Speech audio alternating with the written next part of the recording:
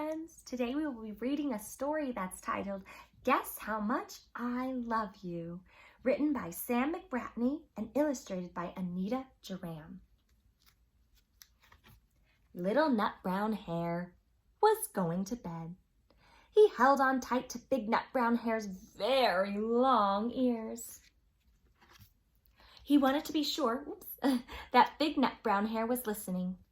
Guess how much I love you, he said.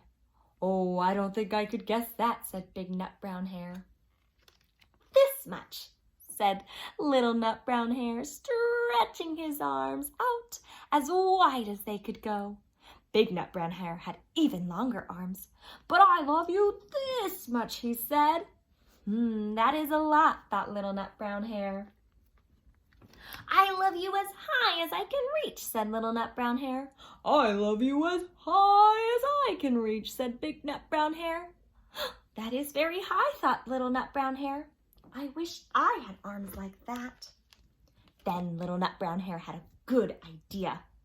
He tumbled upside down and reached up the tree trunk with his feet. I love you all the way up to my toes, he said. And I love you all the way up to your toes, said Big Nut Brown Hare, swinging him up over his head. Whee! I love you as high as I can hop, laughed Little Nut Brown Hare, bouncing up and down, boing, boing, boing. But I love you as high as I can hop, smiled Big Nut Brown Hare, and he hopped so high that his ears touched the branches above. That's good hopping, thought Little Nut Brown Hare. I wish I could hop like that. I love you all the way down the lane as far as the river, cried Little Nut Brown Hare. I love you across the river and over the hills, said Big Nut Brown Hare. That's very far, thought Little Nut Brown Hare. He was almost too sleepy to think anymore. Then he looked beyond the thorn bushes, out into the big dark night. Nothing could be further than the sky. I love you right up to the moon, he said, and closed his eyes. Oh, that's far, said Big Nut Brown Hare. That is very, very far. Big Nut Brown Hare settled Little Nut Brown Hare into his bed of leaves.